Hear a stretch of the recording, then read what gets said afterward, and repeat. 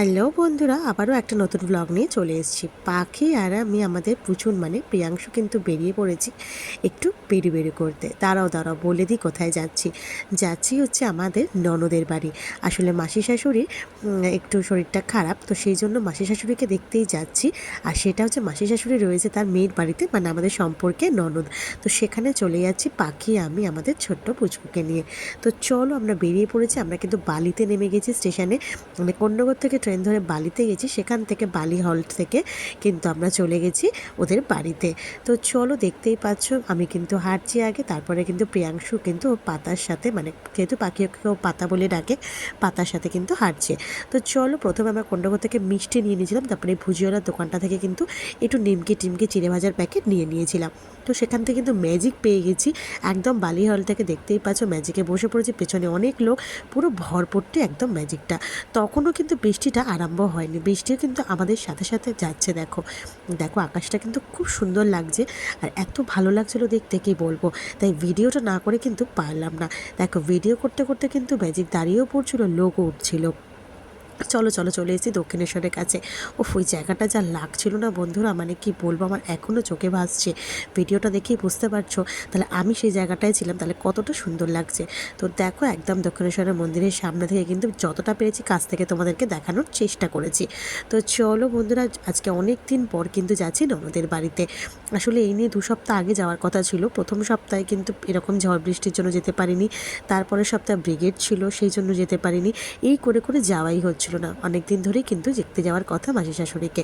তো চলো কথা বলতে বলতে কিন্তু পৌঁছে গেছি, আর গিয়ে কিন্তু যোগু বাবাকে দেখিয়ে দিয়েছি। তারপরে বড় মা, জয় জয় মা বড় মা, দেখো এত সুন্দর লাগছিল। যোগু বাবাকে কিন্তু নতুন প্রতিষ্ঠা করেছে, সেটাই কিন্তু তোমাদের সাথে শেয়ার করে নিলাম। খুব সুন্দর লাগছে। এটা কিন্তু পুরীরই জগন্নাথ, সেখান থেকে নিয়ে এসছে। তো চলো জায়গাটা দেখি। এবার আমাদের বোনকে দেখিয়ে দিলাম, মানে আমাদের ননদকে। আমাদের ননদ বৌদির সম্পর্ক কিন্তু খুব মিষ্টি, সেটা দেখে আমাদের হাসি দেখেই বুঝতে পারছো। তো চলো দাঁত বার করার পর কিন্তু যেখানেই যাবো দাঁতটা বার করতেই হবে। তারপর দেখিয়ে দিলাম ওর ব্যালকানির মধ্যে কি সুন্দর গাছ সাজিয়ে রেখেছে দেখো। তো যাই হোক, ও কিন্তু যাওয়ার পরে আমাদেরকে একদম আমাদের মানে জাতীয় পোশাক নাইটি বার করে দিয়েছে, যেটা না পরলেই নয়। পরে নিয়ে কিন্তু সোজা গলা ভেজানোর জন্য করে দিয়েছে আমের শরবত।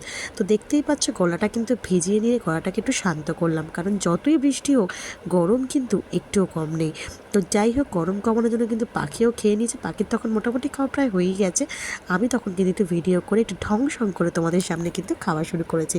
আর প্রিয়াংশু অল্প একটু খেয়েছে, আর প্রিয়াংশু গিয়ে কিন্তু ঠিক ওর কাজও কেউ শুরু করে দিয়েছে। আসলে ননদের ছেলে কিন্তু এখন বেশ অনেকটাই বড় হয়ে গেছে, ওর সব ছোটোবেলার খেলনাগুলো নিয়েই ও খেলছে। আর দেখতেই পাচ্ছ এখানে মুরগি একদম রাখা রয়েছে একদম, আর ওখানে কিন্তু পোলাওয়ের চাল ধুয়ে রাখা রয়েছে। আর এখানে কিন্তু দেখো যাকে দেখতে গেছি সেই কিন্তু ওখানে খুন্তি নাড়ছে। না না, মাসি তখন খুন্তি নাড়ছিল, কিন্তু বোনই বেশিরভাগ রান্নাটা করেছে। তো ওই দেখো মাসি তোমাদের দেখে হাসি দিয়ে দিল। আর এই চিকেনটা কিন্তু রান্না করেছিল, জাস্ট দুর্ধর্ষ হয়েছিল খেতে। আমি সবটাই তোমাদের সাথে শেয়ার করার চেষ্টা করছি। আর বোনের এই জায়গাটা তোমাদের সাথে একটু শেয়ার করলাম। ও কৌটোগুলো এত সুন্দর করে সাজিয়ে রেখেছে, এবং এখানে রান্নাগুলো এত সুন্দর সাজিয়ে রেখেছে, আমি দেখে একটু শেয়ার না করে পারলাম না। আমার কিন্তু বেশ ভালো লেগেছে জায়গাটা। তোমাদের কেমন লাগলো অবশ্যই বলো। সবথেকে বড় কথা, ও যে রোজ পরিষ্কার পরিচ্ছন্ন করে রাখে, এটাই বড় কথা। ও নাকি প্রতিদিন এই জায়গাগুলোকে মোছে, মানে কৌটোগুলোকে প্রত্যেক দিন রান্নার পর কিন্তু মোছে, তাই সেটা কিন্তু এত সুন্দর থাকে। তো চলো প্রিয়াংশুকে কিন্তু থালা সাজিয়ে বোন খেতে দিয়ে দিয়েছে। দেখতেই পাচ্ছ পনির দিয়ে, স্যালাড দিয়ে, চিকেন দিয়ে কিন্তু প্রিয়াংশুকে খেতে দিয়ে দিয়েছে। ও কিন্তু শুয়ে শুয়ে প্রায় খাওয়া শুরু করে দিয়েছে। কেন বলো তো, টিভি চলছিল। টিভি দেখতে দেখতে রিল্যাক্সে কিন্তু তোমাদের প্রিয়াংশুবাবু খাওয়া শুরু করে দিয়েছে। তো চলো এবার কিন্তু আমাদের খাবার পালা। দেখো কত রকম আইটেম, শুধু তোমরা দেখো। প্রথমে ভাত দিয়েছিল, সাথে ছিল হচ্ছে কচুর শাক ইলিশ মাছের মাথা দিয়ে। তো সেইটা খেলাম ফার্স্টে। দুর্ধর্ষ, কোনটা ছেড়ে কোনটাকে ভালো বলবো সেটাই হচ্ছে কথা। তো চলো তারপরে পনিরের এই আইটেমটা ছিল। এটা ছিল চিংড়ি মাছের বড়া, যেটা আমাদের জামাই মানে বোনের বর সে নিজে হাতে ভেজে দিয়েছিল। কিন্তু এটা খেতে কিন্তু জাস্ট দুর্ধর্ষ হয়েছিল। আর তারপরে দেখতেই পাচ্ছ একদম থালা সাজিয়ে বোন দিয়ে দিয়েছে, সব কিছু খাওয়া শুরু করে দিয়েছে। পনিরটাও জাস্ট ওয়াও হয়েছিল। আর চিকেনটার তো কোনো কথাই হবে না, খাওয়ার পর মনে পড়েছে ভিডিও করতে হবে। শেষ পাতে কিন্তু চাটনি, লাস্টে সব কিছু হজম করার জন্য কিন্তু বোন দিয়ে দিয়েছে একদম ঠান্ডা ঠান্ডা কুলকুল। হ্যাঁ, এবার তোমরা বলতে পারো দিদিভাই তুমি তো ডায়েটে আছো। একদম তাই, খেয়ে নিয়েছি, কী করব, কিছু করার নেই। বোনের বাড়িতে গেছে, কিন্তু থামস আপ কিন্তু 2 ঢোকি খেয়েছি, বেশি না। তো সব কিছু করে কিন্তু এবারে টাটা বাই বাই করে বেরিয়ে আসতে হবে। বাইরে বৃষ্টির অবস্থা কিন্তু খুব খারাপ। তো চলো আজকের মতন টাটা।